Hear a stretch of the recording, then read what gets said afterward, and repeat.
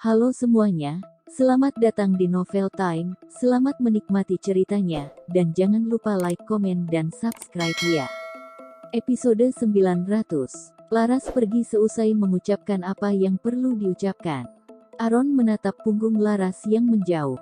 Kedua alisnya terangkat, hubungan cinta antara dirinya dan Agnes.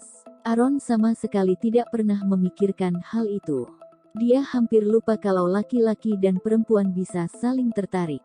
Jangankan manusia, binatang saja secara alami memiliki rasa itu.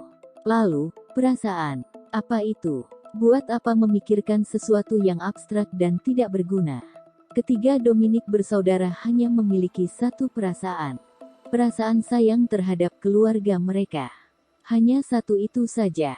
Perasaan terhadap orang lain tidak dibutuhkan di keluarga mereka.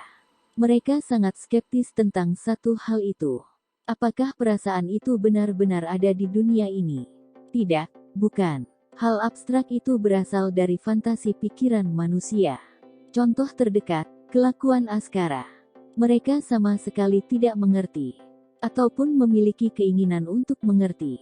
Makanya, apapun yang terjadi, mereka bertiga tidak akan mengizinkan Laras menikah dengan laki-laki itu. 2 hari setelah mendapatkan izin dari Aaron, Laras kembali mengunjungi Agnes. Dia membawa gadis itu keluar dari penjara. Berjalan-jalan sekaligus berbelanja di area perbelanjaan mahal. Ini pertama kalinya dia datang ke tempat seperti ini.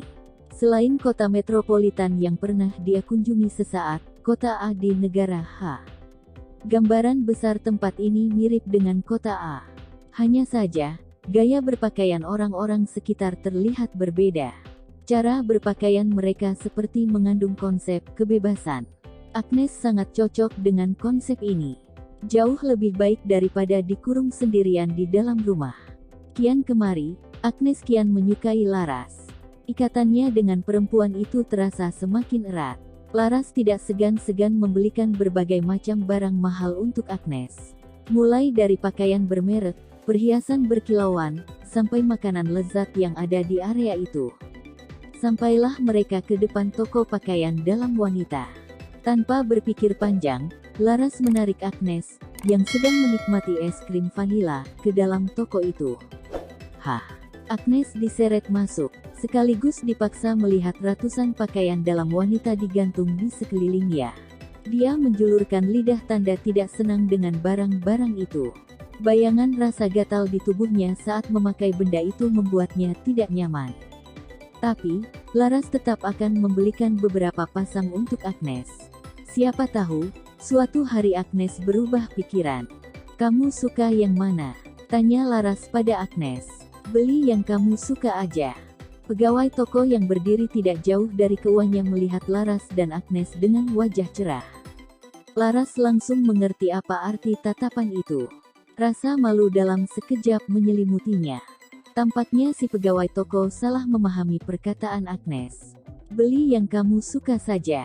Bisa membuat orang-orang yang mendengar berpikir aneh. Laras ingin sekali membelikan beberapa set pakaian dalam yang terlihat bagus untuk Agnes.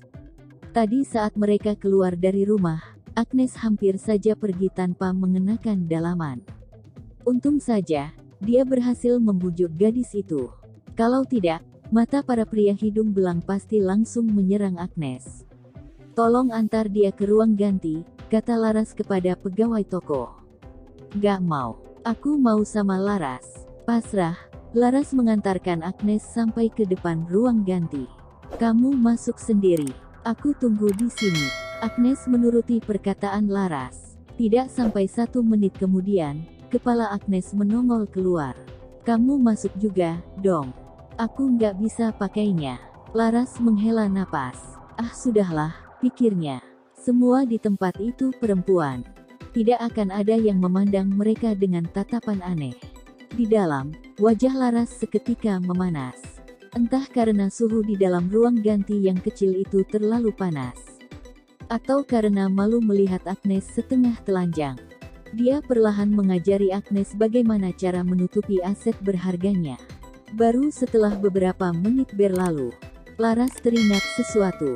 Sebelumnya kamu udah pernah pakai ini juga, kan? Kenapa nggak pakai sendiri aja? Karena aku mau Laras yang memakaikan.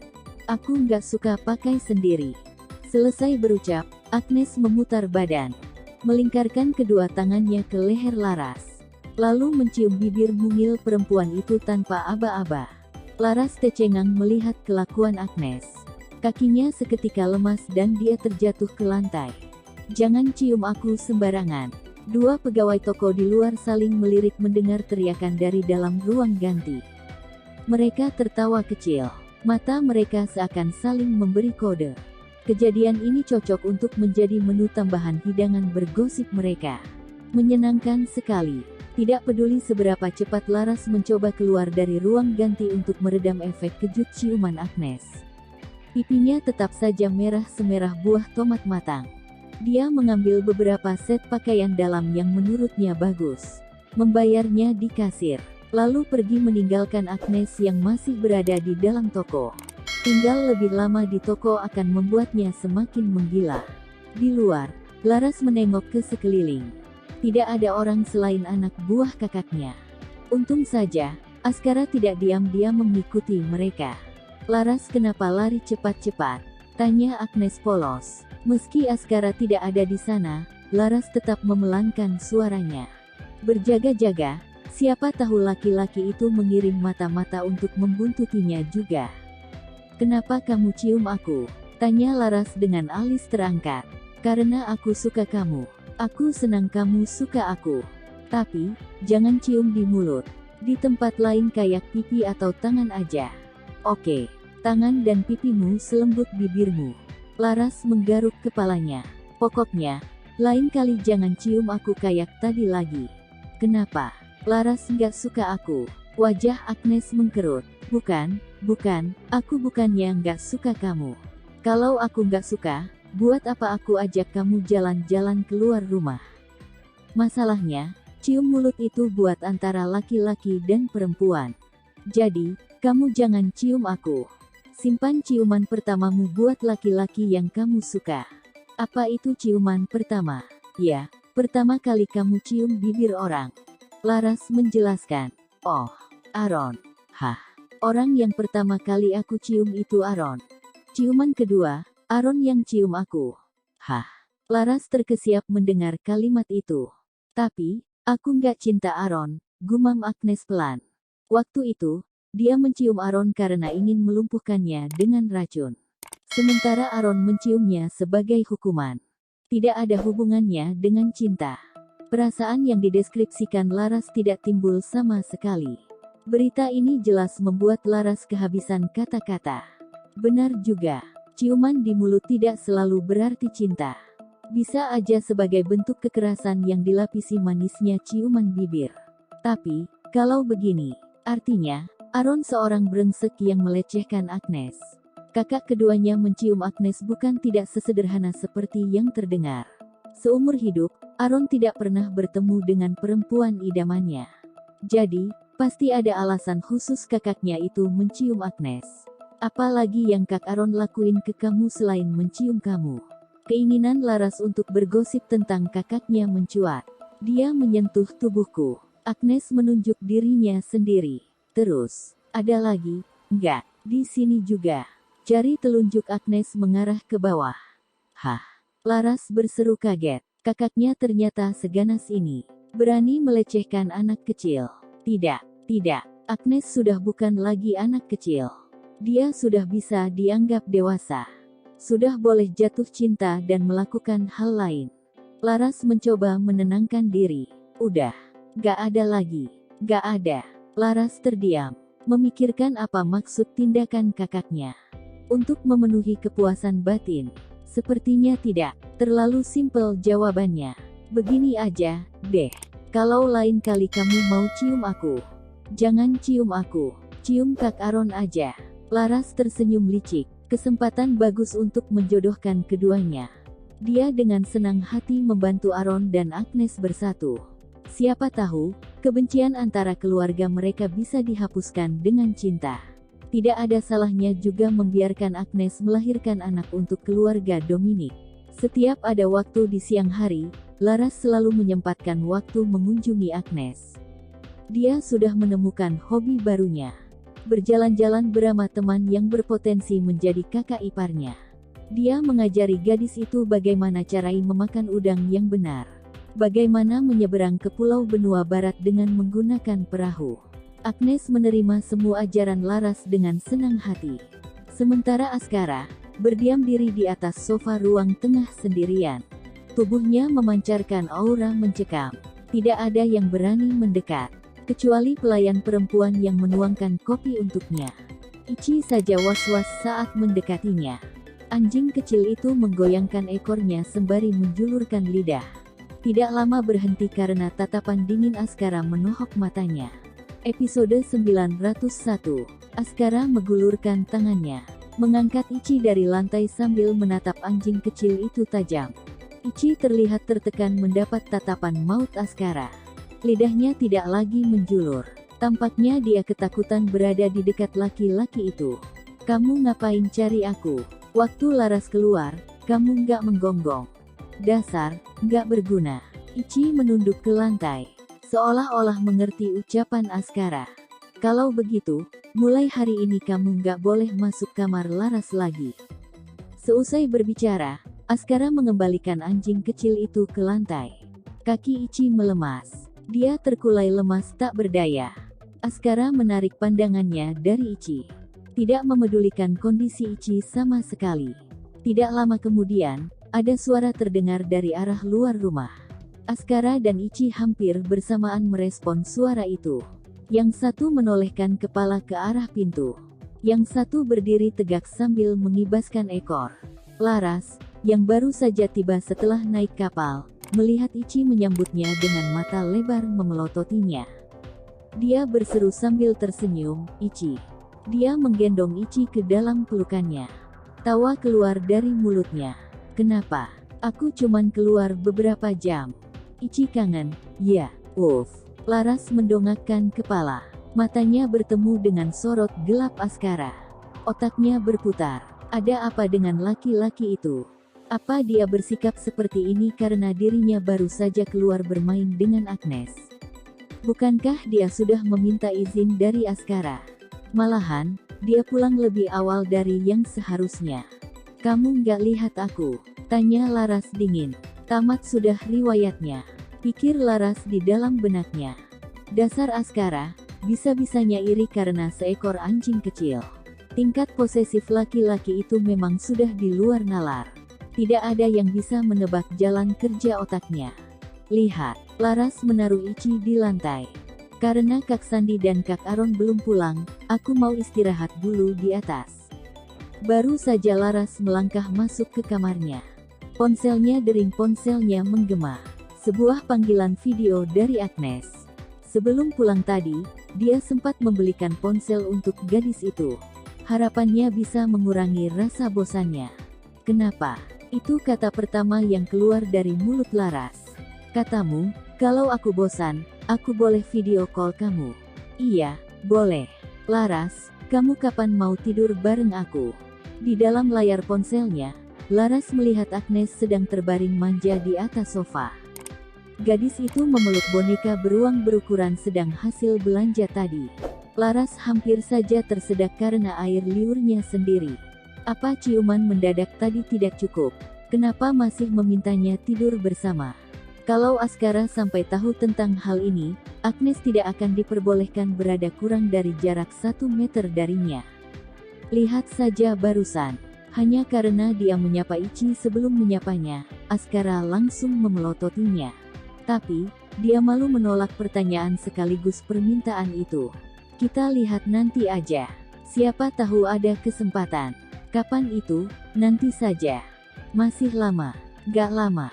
"Oke, aku tunggu." "Ya." Mata Agnes mengecil tertutupi pipinya yang terangkat. "Terus, besok kamu ke sini lagi?" "Iya, aku besok ke sana lagi." "Kamu sehabis ini mau apa?" "Tidur." "Masih keringatan, jadi harus mandi dulu," jawab Laras. "Setelah mandi, makan."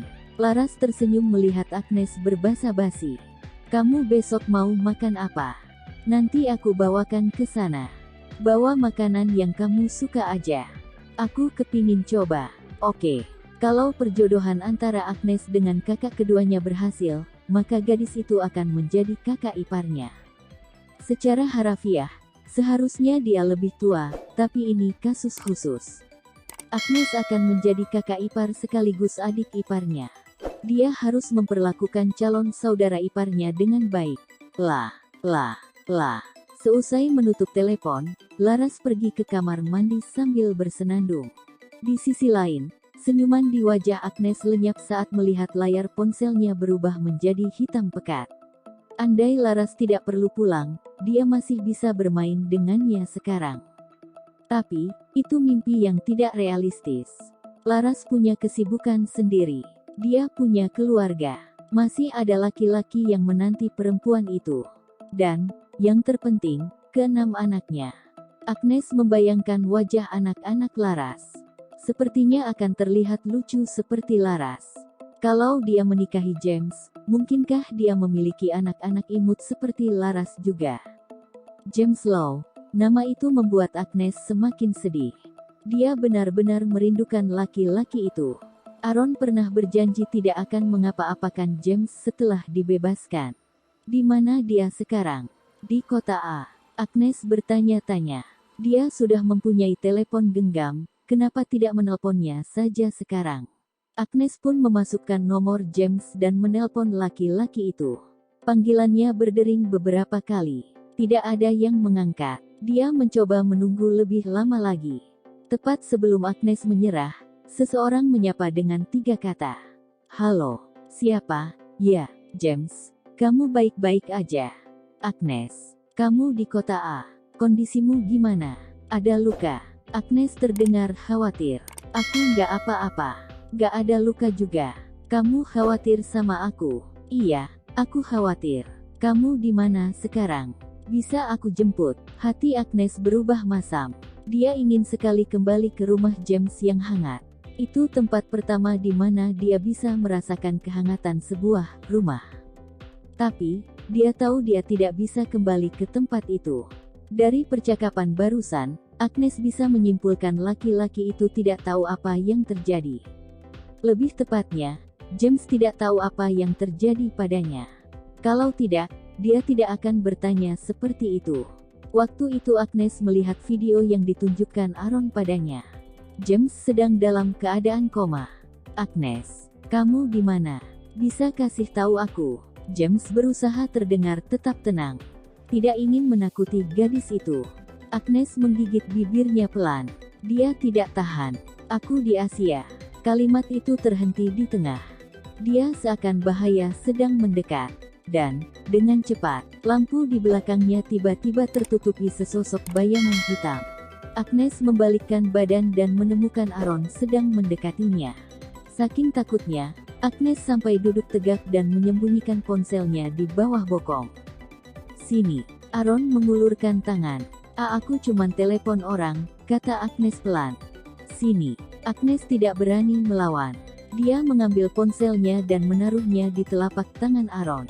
Dari pengeras suara ponsel itu terdengar suara James berteriak memanggil nama Agnes berkali-kali. Aaron menaikkan alis sambil menatap dingin Agnes. Agnes memalingkan wajah.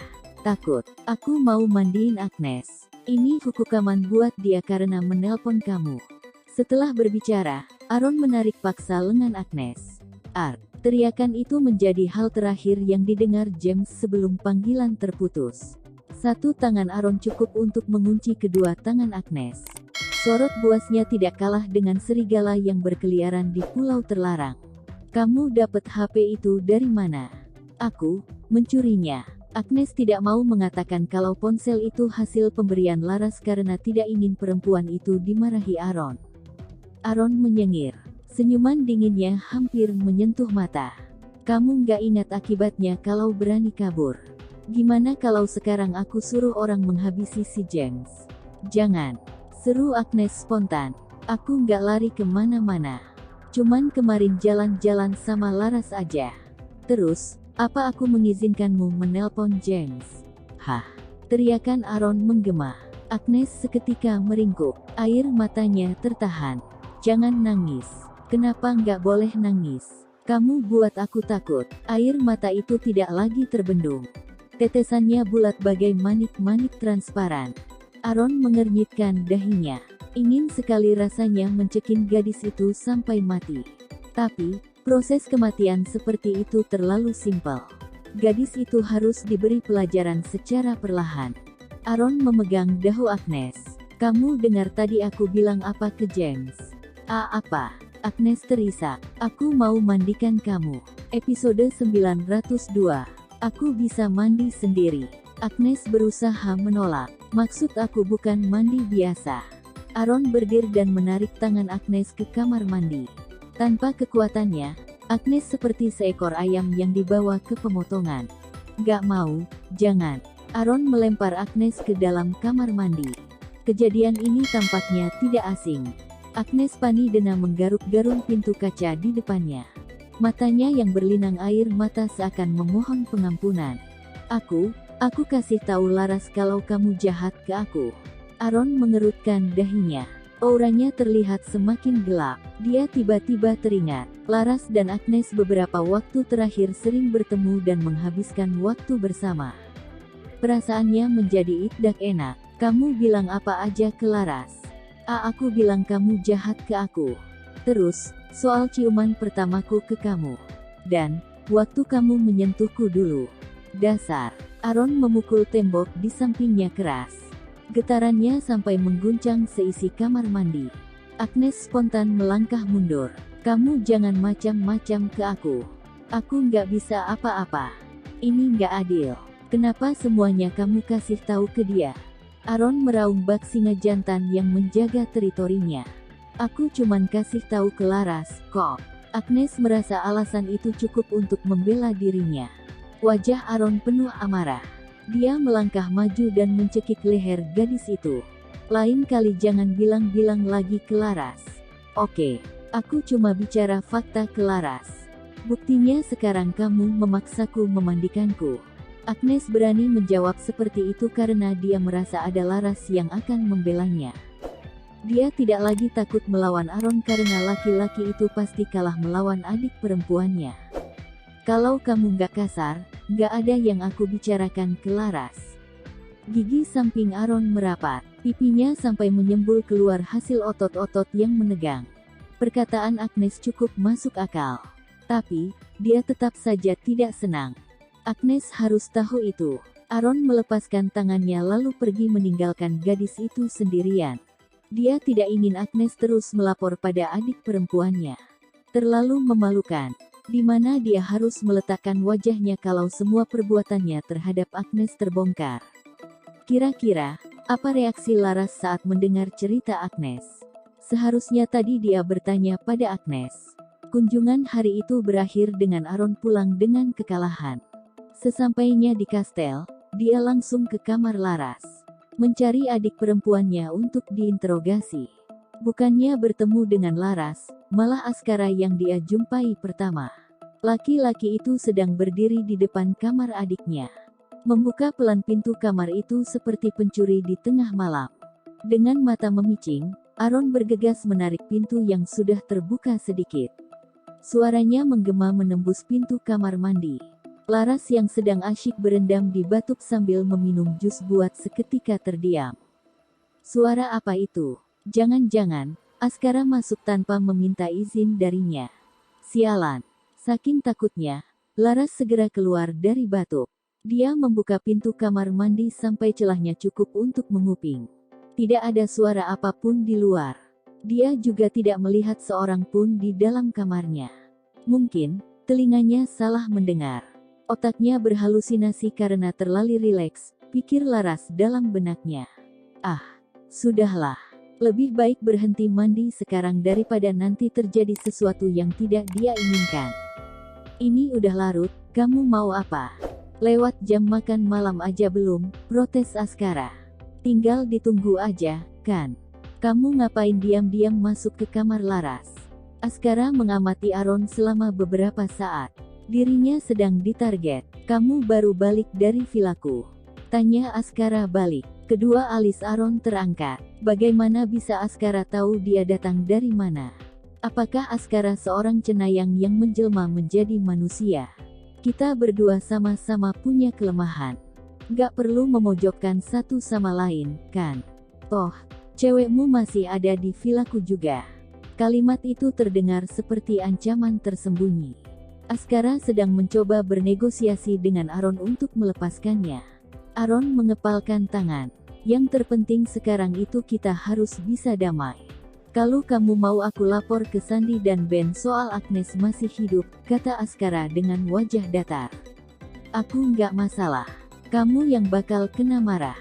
Tapi, kalau nggak mau, jangan larang aku tidur di kamar Laras. Oke. Seusai berbicara, Askara membuka kembali pintu di depannya lalu menguncinya dari dalam. Aaron bergeming di luar pintu kamar Laras. Menatap persegi kayu setinggi 2 meter lebih itu tanpa berbicara. Hari ini dia sudah kalah 2 kali dalam berargumen. Dasar Askara Satya. Laras keluar dari kamar mandi sembari mengeringkan rambutnya. Dia berhenti saat melihat Askara sudah berada di dalam kamar. Matanya terpelotot, mengawasi setiap gerakan kecil laki-laki itu. Berjaga-jaga agar dirinya tidak dimanfaatkan. Barusan kamu yang buka pintu? Tanya Laras. Iya. Askara mendekat lalu membantu Laras mengeringkan rambut dengan handuk di tangannya. Laras tidak menolak, melawan pun tidak ada gunanya. Laki-laki itu terlalu kuat untuk dilawan perempuan bertenaga kecil seperti dirinya. Kamu kenapa? Sekarang udah nggak marah lagi? Laras tidak tahan bertanya. Karena aku nggak mungkin tunggu hiburan dari kamu. Aku menghibur diri sendiri, deh. Askara menaikkan bahunya. Laras mengangguk pelan. Kalimat itu masuk akal juga. Dia tidak akan pernah mencoba menghibur Askara. Aneh, Askara yang dulu tidak akan berbuat seperti ini. Dulu, laki-laki itu mudah sekali naik pitam. Sekali saja merasa terprovokasi atau tersudut, bom amarahnya langsung meledak. Jangankan menghibur diri sendiri. Untuk berhenti marah saja susah sekali. Besok kamu ada rencana apa lagi? Tanya Askara memperpanjang percakapan. Mau ketemu Agnes lagi? Gerakan tangan Askara berhenti. Dia melihat ke arah Laras. Sorot matanya dalam dan penuh makna tersembunyi. Kamu mau apa? Antena pendeteksi bahaya Laras berdiri tegak. Gak mau apa-apa. Askara tersenyum licik. Dia mendekatkan wajahnya. Lalu mencium bibir Laras tanpa ampun. Mata Laras yang mulai berkaca-kaca terlihat bergetar. Laras dipeluk lembut Askara sebelum kemudian dibaringkan di atas tempat tidur. Askara tidak bisa melepaskan pandangannya dari mata hitam Laras yang seksi dan menawan. Besok, kamu nggak boleh pergi. Kenapa? Kenapa nggak boleh? Tanya Laras tidak mengerti. Kasihan Agnes. Dia nggak boleh pergi kemana-mana sendirian. Bukan karena nggak aman, tapi karena Kak Aaron nggak mengizinkan. Masa kamu mau biarin dia sendirian di villa? Kamu mau biarin aku sendirian di sini? Gak kasihan sama aku? Bibir Laras seketika merapat. Dia terkejut mendengar ucapan itu dari mulut Askara. Kamu berlebihan, deh. Aku kan cuman pergi dari siang sampai sore. Pagi dan malamnya aku di sini terus. Kamu kelihatannya senang banget ketemu Agnes. Laras tidak berani menjawab. Memang benar, dia sangat menyukai gadis itu. Tapi, Agnes seorang perempuan. Menurutnya, Askara terlalu paranoid. Pertama tidak boleh bertemu dengan laki-laki lain, lalu Ichi pun terkena semprotan amarahnya. Sekarang bertemu perempuan pun tidak boleh. Tidak masuk akal. Waktu yang seharusnya buat aku kamu kasih ke orang lain. Aku bukan dermawan, kata Askara sambil mengusap punggung tangannya ke wajah Laras yang memerah. Sorot matanya memancarkan bahaya. Waktumu dari mana? Aku mau ketemu siapa, di mana, kapan, semuanya terserah aku. Kamu sendiri yang bilang bagus kalau kita buat Agnes jadi lebih dekat dengan Kak Aaron. Aku harus turun tangan buat merealisasikan rencana itu, kan? Aku punya cara yang lebih baik. Apa? Besok, kita keluar bareng-bareng. Tanpa ada pihak ketiga. Laras tidak bodoh. Dia tidak akan terjebak, ucapan Askara. Kamu bilang dulu aja sekarang. Apa rencananya? Kalau bagus aku terima. Kalau jelek aku tolak. Simple, kan? Askara tidak menjawab. Dia melanjutkan ciumannya yang tadi sempat terhenti. Ih, kamu, ngomong aja langsung. Laras mendorong kepala Askara menjauh darinya. Apa ciumanmu ada hubungannya dengan rencanamu? Gak ada. Laras terdiam. Dasar Askara. Seingatku, di ruangan Ben ada kerangka manusia buatan. Iya, kan? Iya. Laras semakin tidak mengerti. Apa hubungannya dengan kakak keduanya? Udah berapa lama itu di sana? Udah ada dari waktu aku pertama kali datang ke sini. Kak Ben bilang, Kak Aaron cuman bisa tidur sehabis lihat kerangka itu. Kalau enggak, biasanya dia susah tidur. Terima kasih semuanya, jangan lupa untuk like, komen dan subscribe ya.